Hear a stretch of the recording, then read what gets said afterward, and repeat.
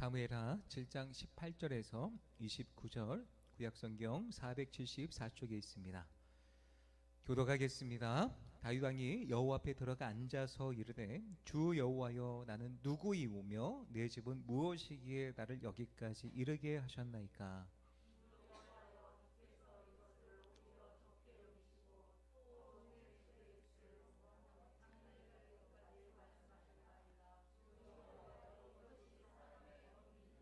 주 여호와는 주의 종을 아시오니 다윗이 다시 주께 무슨 말씀을 하오리이까.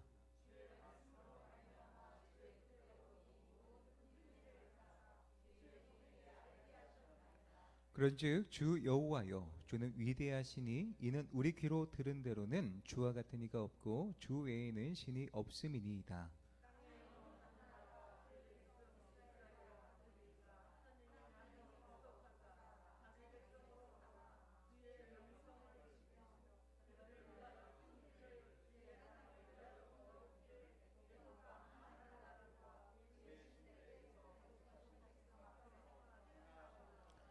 주께서 주의 백성 이스라엘을 세우사 영원히 주의 백성으로 삼으셨사오니 여호와여 주께서 그들의 하나님이 되셨나이다.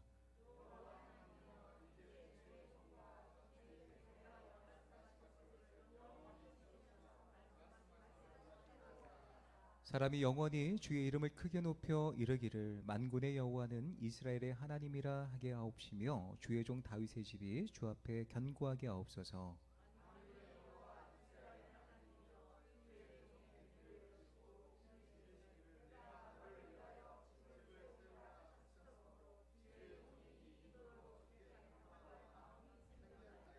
주 여호와여 오직 주는 하나님이시며 주의 말씀들이 참되시니이다. 주께서 이 좋은 것을 주의 종에게 말씀하셨사오니 이제 청하건대 종의 집에 복을 주사 주 앞에 영원히 있게 하옵소서. 주 여호와께서 말씀하셨사오니 주의 종의 집이 영원히 복을 받게 하옵소서 하니라. 아멘. 옆에 분과 인사를 한번 나눠보겠습니다. 잘 될 것입니다. 잘 될 것입니다. 네. 주님 안에서 형통과 정말 하나님께서 채워주신 그 은혜로 우리의 삶이 잘 될 것입니다. 네. 오늘은 성막에서 드리는 다윗의 기도라는 제목으로 함께 은혜를 나눠보도록 하겠습니다. 하나님과 동행했던 사람들의 기도를 보면 우리에게 말씀으로 남겨주신 까닭이 있는 것 같아요. 우리의 기도를 돕기 위함인 것 같습니다. 우리가 기도할 방법을 잘 알지 못하니까 이 위대한 신앙의 위인들을 통해서 우리가 기도할 수 있는 것을 배울 수 있도록 하나님께서 돕기 위해서 기록에 남겨주신 것 같습니다. 우리의 기도는 때로 방향을 잃어버릴 때가 있습니다. 그리고 올바르지 못하고 균형이 깨진 그런 기도를 할 수 있기 때문이죠. 때로 우리의 기도는요, 하나님 앞에 간구하는 기도. 하나님 이것도 주시고요, 저것도 주시고요. 자녀가 스카이 대학에 진학하길 원합니다. 대기업에 취직하길 원합니다. 좋은 배우자 만나길 원합니다. 라고 하는 그 단서들, 뭔가 하나님이 채워주셔야만, 이루어주셔야만 되는 그런 간구들을 하나님 앞에 기도할 때가 너무나 많아요. 물론 하나님께서 우리의 필요나 우리의 원하는 것을 구하라고 말씀하셨기 때문에 이런 기도 너무나 당연한 것입니다. 해야죠. 그러나 우리가 한쪽에 너무 치우쳐서 간구하는 기도만 하나님 앞에 기도를 하게 된다면 균형이 깨진 기도다라는 거예요. 우리가 기도를 통해서 충분히 하나님과 교제할 수 있는 풍성한 축복을 누릴 수 있음에도 불구하고 우리의 필요를 위한 기도만 하면 균형이 깨진 기도다라는 거예요. 기도에는 여러 가지 요소가 있습니다. 첫째로 어떤 기도가 필요하냐면 하나님을 높여드리는 기도가 필요합니다. 찬양과 경배죠. 하나님은 위대하신 분입니다. 존귀하신 분입니다. 만왕의 왕이십니다. 하나님께서 우리의 삶 가운데 채워주신 그 은혜로 말미암아 우리가 여호와 라파의 하나님, 엘샤다이의 하나님 등등의 수많은 하나님의 이름을 불러가며 하나님의 이름 또 하나님을 높일 수 있는 기도로 나아갈 수 있다라는 거죠. 또 기도의 어떤 부분이 있냐면 우리가 어떤 존재인지를 고백하는 거예요. 회개할 때가 있는, 나는 하나님 앞에 부족할 수밖에 없고 죄인입니다. 연약합니다. 또 넘어졌습니다. 완악합니다. 이 죄성이 가득합니다. 하나님의 것을 생각하지 못하고 이 땅에 매여서 살아갈 수밖에 없었네요 라고 하면서 때때로 우리가 가슴을 치고 회개하는 기도로 하나님 앞에 나아가야 되죠. 또 어떤 기도를 드려야 됩니까? 하나님의 은혜에 감사하는 기도를 드려야 됩니다. 하나님의 채워주신 그 은혜에 감사의 고백으로 하나님 앞에 나아갈 수 있다는 거죠. 그리고 또 우리가 우리의 필요에 따라서 하나님 앞에 간구하는, 그런 요청하는 기도도 해야 된다라는 거예요. 이게 다양한 기도, 하나님 앞에 균형 잡힌 기도로 우리가 하나님 앞에 나아가야 된다라는 거예요. 이러한 기준으로 볼 때 오늘 읽은 이 본문 속에 나오는 다윗의 기도는요, 참된 기도의 모범을 우리 가운데 보여주고 있습니다. 하나님의 위대하심에 대한 기도가 있고, 또 하나님 앞에서 자신의 연약함을 고백하는 기도가 있고, 또 하나님께서 나에게 베풀어 주신 은혜에 감사하는 기도가 있고요, 또 하나님의 역사를 간구하는 내용이 담겨져 있기 때문에 참된 기도의 모범을 우리 가운데 보여주고 있습니다. 이 내용이 풍성하게 잘 어우러져 있는 기도가 다윗의 본문의 기도입니다. 오늘 본문은요, 다윗이 성막에 들어가 기도하기 위해 하나님 앞에 앉아 있는 것으로 시작하고 있는데 18절 말씀 다시 한번 읽어보겠습니다. 다윗 왕이 여호와 앞에 들어가 앉아서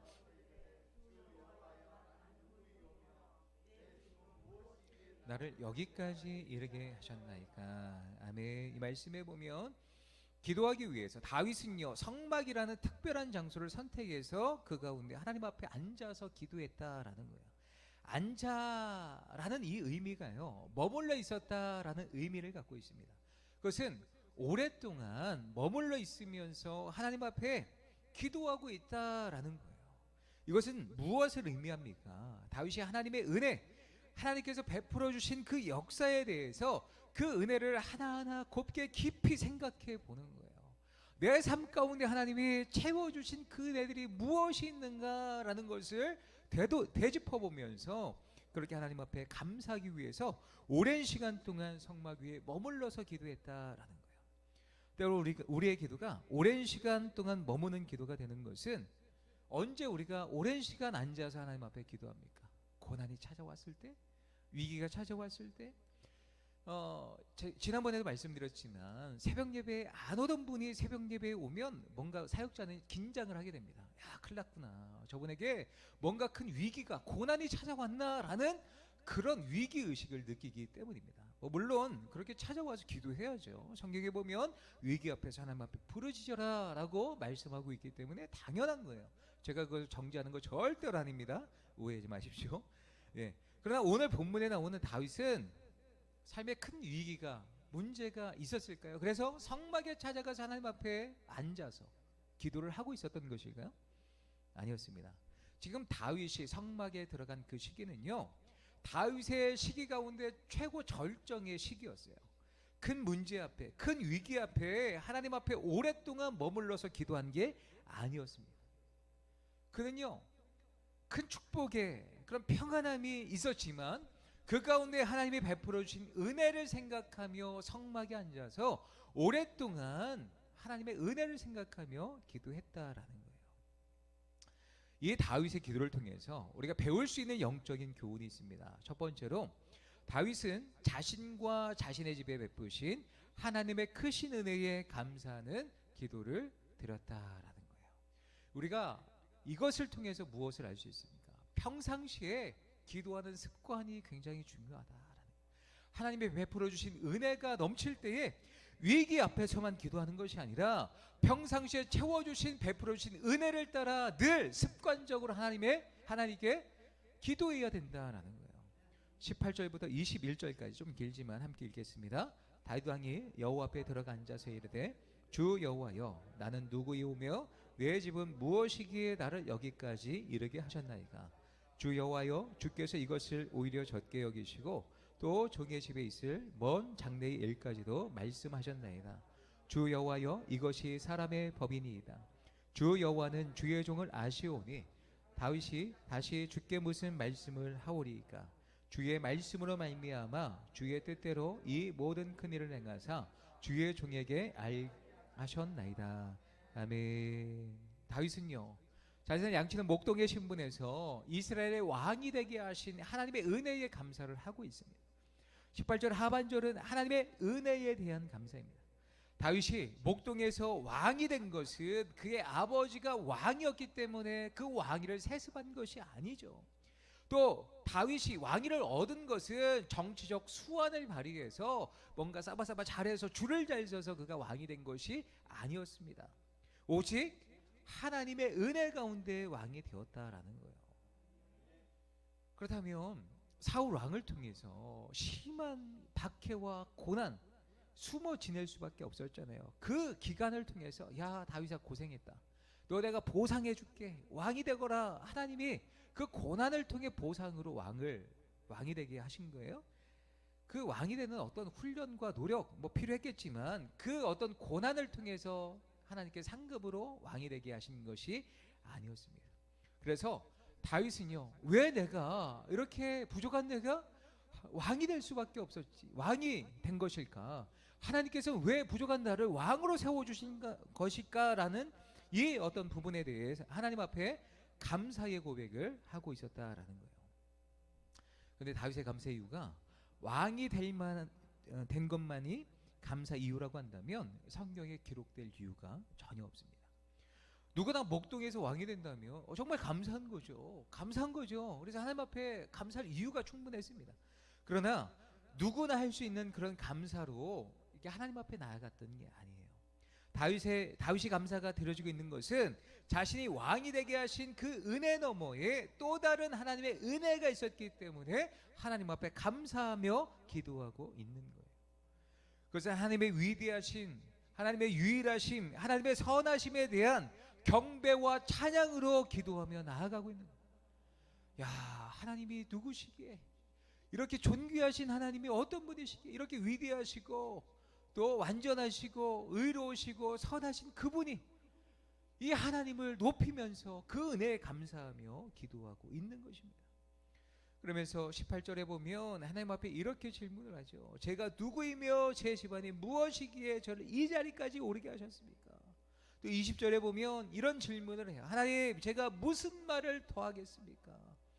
다윗의 찬양과 감사를 더 계속 증폭시키기 위해 사용된 어법이죠.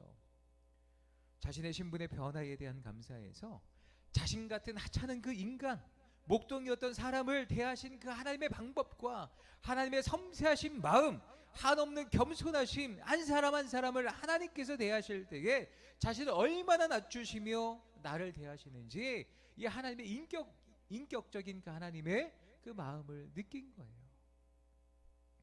그렇습니다. 우리 하나님은요, 우리를 인격적으로 대하세요. 이렇게 허리를 굽으셔서 우리를 섬세하게 인격적으로 대하십니다. 우리와 교제하시고 우리의 삶의 모든 부분 가운데, 개개인의 삶 가운데 하나님께서 우리를 돌보시기 위해서 함께 하실 때에 하나님께서 얼마나 자신을 낮추시며 우리를 찾아오십니까? 죄의 찌꺼기로 가득한 우리의 그 부패함이 있음에도 불구하고 우리를 겸손함으로 대하시는 거예요. 얼마나 크신 은혜로 나를 대하시는지 우리가 늘 그것을 묵상하며 감사함으로 하나님 앞에 기도하며 나아갔으면 좋겠습니다. 다윗은 하나님의 선하심을 찬양하고 있습니다. 주님께 제가 어떤 말을 더 하겠습니까? 하나님, 무슨 말을 더 하나님 앞에 고백할 수 있겠습니까? 바다를 먹물 삼고 하늘을 두루마리 삼아도 하나님의 그 크신 사랑과 은혜를 다 기록할 수 없습니다 라는 그 고백으로 하나님 앞에 나아갔던 거예요. 22절 말씀 함께 읽습니다. 그런즉 주 여호와여, 이러므로 주는 위대하시니 이는 우리 귀로 들은 대로는 주와 같은 이가 없고 주 외에는 신이 없음이니이다. 말로 다 형용할 수 없을 정도로 하나님의 은혜에 감사하며 기도하고 있다라는 거예요. 찬송가의 고백과 같이 그 크신 하나님의 사랑 말로 다 형용 못하네. 저 높고 높은 별을 넘어 이 낮고 낮은 땅에 죄범한 영혼 구하려 그 아들 보내사 화목제물 삼으시고 죄 용서하셨네. 하나님 크신 사랑은 측량다 못하네. 영원히 변치 않는 사랑, 성도여 찬양하세.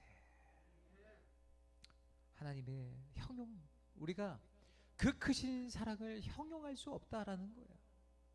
그 은혜의 깊은 감사를 다윗이 드리고 있는 것입니다. 얼핏 보면 다윗의 이 기도는요, 너무 단순해 보입니다. 별다른 의미가 없는 고백처럼 여겨집니다. 신앙생활을 하면 그냥 상투적으로 하나님 위대하시네요, 하나님은 높으신 분이네요, 선하신 분이네요, 중심 없는 고백으로 상투적인 고백과 같이 다윗이 이런 고백을 한 것처럼 여겨지지만 무미건조한 그런 고백이었을까요? 아닙니다. 왜냐하면 사실상 우리는요, 우리의 삶을 돌아보면 하나님 한 분만을 모시는 일에 만족하지 못할 때가 너무나 많습니다. 우리의 삶 속에 주 외에는 하나님이 없습니다 라고 인정하며 살아가지 못할 때가 너무나 많다는 거예요. 그렇다면 다윗의 고백은 얼마나 위대합니까? 하나님만이 유일하신 분입니다. 내 삶 가운데 모든 것을 채워주시는 유일하신 분입니다 라는 이 고백이 얼마나 위대한 고백이 될 수 있는지 생각해 볼 수 있다라는 거예요. 사실 다윗은요, 다윗의 위치에서는 자기 자신을 주로 만들 수 있는 위치에 있었습니다. 로마 황제들이 했던 것처럼 하나님 외에도 만족할 것이 너무나 많았습니다. 그러나 다윗은요, 주 외에는 하나님이 없습니다. 주 같은 분이 없습니다. 주님의 위대하심을 높여드리는 이 다윗의 기도가 얼마나 아름답습니까? 권세자가 권세를 의지하고 그 권세에 만족하지 않고 하나님을 온전히 바라보고 있고 하나님 외에 한 분밖에 없습니다. 이 고백이 우리의 고백이 될 줄로 믿습니다. 단순히 자신이 목동에서 왕이 된다는 그 감사, 너무나 감사하죠. 그러나 그것을 뛰어넘어서 하나님의 위대하심과 하나님의 선하심, 그 위대하심에 감격하여서 하나님 그분으로 인해서 하나님 한 분만이 진정한 하나님이십니다 라는 이 감사의 고백으로, 기도로 하나님 앞에 나아가시는 저와 모든 성도님들 되시기를 예수님의 이름으로 부탁드립니다. 다윗의 감사 기도를 이렇게 풍성하게 만드는 단어가 있습니다. 다윗의 기도를 보면 하나님을 주 여호와라고 표현하고 있어요. 7번이나 반복하고 있습니다. 주 여호와여 라고 이렇게 고백할 때 그것은요, 주는, 하나님을 주라고 고백하는 것은 나는 그분의 종이라는 고백이에요. 자신은 이스라엘의 왕이지만 자신이 백성들의 왕이기 이전에 하나님 앞에서 종입니다. 나는 하나님 앞에서 나는 종입니다 라는 이 분명한 정체성을 가지고 하나님 앞에 살아갔던 거예요. 그는 왕이라는 의식보다 하나님의 종이라는 의식이 더 강했던 사람입니다. 왕들이 부패하게 된 것은 종의 의식이 사라졌기 때문이죠. 그런 지금 자신이 왕이 된 것은 나의 위대함 때문에 내가 왕이 된 것이 아니라 위대하신 하나님의 종으로서 하나님께서, 그 위대하신 하나님께서 나에게 은혜를 베풀어 주신 결과이다 라고 고백하고 있는 거예요. 우리도 마찬가지입니다. 하나님 앞에 이 종된 의식을 잊지 말고 살아가요. 우리의 정체성, 우리의 삶 가운데 내가 나의 주인이 아니라, 내가 나의 삶의 왕이 아니라 나는 하나님 앞에 종이다 라는 이 의식이 강할 때에 하나님 앞에 겸손하게 무릎 꿇고 평상시에서 하나님의 베풀어 주신 은혜를 생각하며 감사의 고백으로 나아갈 수 있는 것입니다. 여호와, 주 여호와라는 단어 중요했다고 말씀드렸죠. 또 중요한 단어는 집이라는 단어입니다. 전체 기도를 면밀하게 살펴보면 주의 종의 집이라는 단어도 7번이나 사용되어지고 있습니다. 다윗은 자신이 왕이 되게 하시는 은혜에서 더 나아가 우리 집 가운데에 하나님께 베풀어 주신 은혜에 감사하며, 부족한 우리 가문을 무엇이간에 하나님께서 이런 은혜를 베풀어 주신 것입니까? 라며 주님 앞에 감사를 드리고 있고요. 더 나아가서 하나님의 은혜로 평강과 번영을 누리고 있는 것에 대한 감사로 나아갔던 다윗의 모습을 살펴보게 됩니다. 다윗은요, 지금 번영의 시기를 보내고 있습니다. 자신은 백향목 궁에 살고 있어요. 편하게 살고 있죠. 멋진 왕궁에 살고 있습니다. 그런데 여호와의 언약궤가 모셔져 있는 그 장막을 바라볼 때에 너무 하나님 앞에 민망한 마음이 든 거예요. 너무나 죄송스러운 거예요. 그래서 내가 하나님께 집을 지어드리겠다 서원을 갖게 됩니다. 그래서 나단 선지자를 찾아가요. 그래서 나단 선지자에게 내가 하나님의 집을 지었으면 좋겠습니다 라는 계획을 말하게 되었을 때 그 선지자도, 나단 선지자도 즐거워하게 됩니다. 기뻐했어요. 하나님이 기뻐하실 것 같다. 그렇게 다윗을 축복해 주었습니다. 그런데 그날 밤에 하나님께서 나단 선지자를 찾아오셨어요. 나단 선지자 책망하시는 거예요. 야, 내가 백향목 집을 지어주지 않았느냐고 한 적이 있느냐? 내가 너에게 다윗에게 집을 지어달라고 한 적이 있느냐? 너희들이 생각하는 그런 좋은 집을 내가 기뻐할 것이라고 생각하지 말아라. 하나님의 임재는요, 그 공간이 어떤 집이 있느냐에 따라 달라지는 것이 아니라는 거야. 화려하고 좋은 재료를 쓰면 하나님의 임재가 더 풍성할 것 같냐? 너희들의 생각이다. 나는 그런 하나님이 아니다. 하나님은 단호하게 나단을 책망하신 거예요. 그러나 하나님은요, 다윗의 그 서원 자체는 기쁘게 받아주신 거예요. 야, 나를 생각하는 그 마음을 하나님은 기뻐 받아주신 거예요. 다윗을 너무나 기쁘게 받아주셨습니다. 다윗이 하나님의 집을 짓겠다고 하는 그 상황, 그 선을 이용하셔서 다윗을 통한 하나님의 계획을 발표해 주셨어요. 사무엘하 7장 11절부터 13절 말씀 한번 같이 읽어보도록 하겠습니다. 전에 내가 사사에게 명령하여 내 백성 이스라엘을 다스리던 때와 같지 아니하게 하고 너를 모든 원수에게서 벗어나 편히 쉬게 하리라. 여호와가 또 내게 이르노니 여호와가 너를 위하여 집을 짓고 내 수완이 차서 내 조상들과 함께 누울 때에 내 씨를 내 뒤에 세워 그의 나라를 견고하게 하리라. 그는 내 이름을 위하여 집을 건축할 것이요 나는 그의 나라 왕위를 영원히 견고하게 하리라. 아멘. 이 말씀에 보면 하나님께서 나단 선지자를 통해서 다윗을 향한 계획을 말씀해 주셨습니다. 11절 하반절에 여호와가 또 내게 이르노니 여호와가 너를 위하여 집을 짓고, 개역개정에 보면 내가 너를 위해 집을 세워줄 것이다. 이것은 집과 왕조라는 이 단어가 같은 단어입니다. 상황에 따라서 집이 될 수도 있고 왕조가 될 수 있는 거예요. 다윗은 지금 보이는 하나님의 집 공간을 세우려고 했죠. 그런데 하나님은 노 하셨습니다. 하나님의 관심은요, 지금 눈에 보이는 집이 아니었습니다. 내가 너를 위해 집을 세워주는데 내가 너를 통해 왕조를 세워줄 것이다. 그 왕조는 다윗의 왕권 같은데 다윗 왕권이 아닙니다. 내 자손 솔로몬이 나를 위해 집을 지을 텐데 그게 끝이 아니라 내 자손을 일으켜서 그 나라를 세울 것인데 그 왕조는 든든히 경건하고 또 보호자가 영원히 설 것이다 라고 이야기를 하는 거예요. 놀라운 계획을 말씀해 주셨죠. 그게 어떤 왕조입니까? 어떤 왕국입니까? 예수 그리스도를 우리 가운데 보내주신다는 이 약속인 거예요. 야, 너 후손들 솔로몬과 그 자녀들, 내가 그 왕조를, 육적으로 보이는 그 왕조를 튼튼히 세워줄게. 그런 의미가 아니에요. 이 본질적으로 더 들어가면 하나님의 나라를 위해서 예수 그리스도를, 하나님의 나라 그 집을 세우시기 위해서 예수 그리스도를 이 땅 가운데 보내주시겠다는 하나님의 약속의 말씀인 것입니다. 그렇습니다.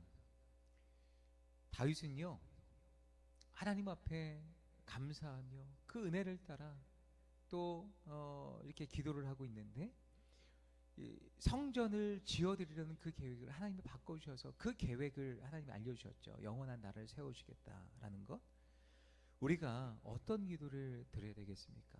이렇게 우리가 평상시에 늘 습관적으로 어떤 어려움이 찾아올 때마다 기도를 하는 것이 아니라 하나님의 베풀어 주신 은혜를 따라 기도를 하고 하나님 기뻐하시는 것을 선택하고 나아가면 우리를 통해서 하나님의 나라가 든든히 세워진다라는 거예요.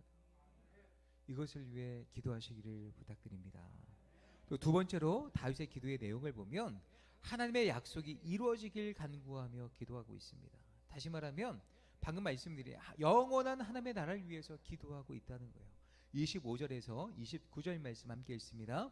여호와 하나님이여, 이제 주의 종과 종의 집에 대하여 말씀하신 것을 영원히 세우셨사오며 말씀하신 대로 행하사 사람이 영원히 주의 이름을 크게 높여 이르기를 만군의 여호와는 이스라엘의 하나님이라 하게 하옵시며 주의 종 다윗의 집이 주 앞에 견고하게 하옵소서. 만군의 여호와 이스라엘 하나님이여, 주의 종의 귀를 여시고 이르시기를 내가 너를 위하여 집을 세우리라 하셨으므로 주의 종이 이 기도로 주께 간구할 마음이 생겼나이다. 주 여호와여 오직 주는 하나님이시며 주의 말씀들이 참되시니 주께서 이 좋은 것을 주의 종에게 말씀하셨사오니 이제 청하건대 종의 집에 복을 주사 주 앞에 영원히 있게 하옵소서. 주 여호와께서 말씀하셨사오니 주의 종의 집이 영원히 복을 받게 하옵소서 아니라. 아멘. 이 말씀에 보면 영원이라는 단어가 4번이나 강조되어져 있습니다. 반복되는 것은 굉장히 중요하다라는 거예요. 지금 하나님은 나단 선지자를 통해서 다윗에게 약속의 말씀을 주셨습니다. 약속의 말씀을 들은 다윗은요, 지금 어디로 향해서 하나님 앞에 기도를 하고 있는 거예요? 성막에 들어가서. 약속을 받은 다윗은 그 후에 성막에 들어가서 하나님 앞에 기도를 하고 있는 거예요. 약속의 말씀을 받고 하나님 앞에 기도했다는 거예요. 27절에 뭐라고 기도하고 있습니까? 내가 너를 위하여 집을 세우리라 하셨으므로 주의 종이 이 기도로 주께 간구할 마음이 생겼나이다. 기도할 수 있는 용기가 어디에서 왔습니까? 하나님의 약속의 말씀 때문에 그 약속의 말씀을 붙들고 기도하러 나아갔던 거예요. 우리도 마찬가지입니다. 때때로 하나님의 말씀을 접할 때에 우리 가운데 용기를 주시고 약속의 말씀을 주실 때가 있어요. 그러면 그 약속의 말씀을 붙들고 하나님 앞에 기도하는 자리로 나아가야 된다는 거예요. 사실 하나님이 약속을 해주시면 100% 이행하실 거잖아요. 그죠? 뭐하러 기도합니까? 기도 안 해도 응답해 주잖아요. 근데 다윗의 모습을 보십시오. 그 하나님이 베풀어 주실 그 약속이 있음에도 불구하고 하나님 앞에 기도하러 나아가는 이 참된 기도자의 모습, 우리가 배워야 될 부분이다라는 거예요. 다니엘서 9장 말씀에 보면 다니엘이 금식하는 기도를 하나님 앞에 드리게 됩니다. 다니엘이 기도하게 된 동기가 무엇이었을까요? 다니엘이 바벨론 포로로 끌려갔잖아요. 이제 노년의 때에 기도를 하는 거예요. 바벨론에서 그 땅에서 서책을 하나 발견하게 됩니다. 그 내용이 무엇이냐면 예레미야 선지자가 바벨론 포로로 끌려갔던 그 백성들에게 편지를 보냈던 거예요. 뭐예요?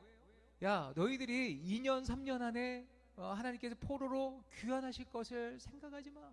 하나님의 뜻이 아니야. 70년의 때가 차기까지 너희를 그 땅 가운데 심으실 거야. 그러니 그 땅 가운데 과수나무를 심고 그 땅 가운데 너희들이 기경을 하고 살아남아야 돼. 70년이 차기 전에 절대로 돌아오지 않는다라는 하나님의 말씀이 바벨론 포로에 그 사람들에게 전해지게 되었던 거예요. 그런데 70년이 가까운 때에 다니엘이 그 서책을, 예레미야 선지자가 보내왔던 그 서책을 발견하게 됩니다. 야, 70년이 가까이 됐는데, 야, 하나님이 우리를 드디어 고국으로 보내실 것이다 라는 이 약속의 말씀을 듣고 얼마나 흥분했을까요, 다니엘. 그런데 그 약속의 말씀을 확신하면서 뭐 한 거예요? 하나님 앞에 나아가서 금식하며 기도한 거예요. 그는 약속의 말씀을 읽고 룰루랄라 하면서, 야, 이 약속의 말씀, 돌아가자, 짐 다 정리해, 우리 다 귀환할 거야, 선포하지 않았습니다. 그는 기도의 자리로 나아갔던 거예요. 절박한 심정, 금식했다라는 것은 절박한 심정으로 하나님 앞에 나아가서 이 약속의 말씀을 놓고 기도했다라는 거예요. 그렇습니다. 하나님의 약속에 담긴 한 약속을 붙들고 기도하는 게 성경의 위대한 신앙인들이 우리 가운데 가르치고 있는 거예요. 다윗이 그랬고 다니엘이 그랬습니다. 다윗은 영원한 하나님의 약속을 붙들고 하나님 앞에 기도했습니다. 다윗의 집이 주 앞에서 영원히 견고하게 복받게 해달라고 기도합니다. 자신의 혈육의 가문 혹은 이스라엘 국가가 영원히 복받게 해달라는 기도가 아니라 다윗의 후손 예수 그리스도, 모든 사람의 메시아가 되시는 그 예수님을 통해서 세워지는 하나님의 영원한 나라가 견고하게 세워질 수 있도록 하나님 앞에 기도하며 나아갔던, 다윗이 감사한 내용은요, 미래의 은혜인 거예요.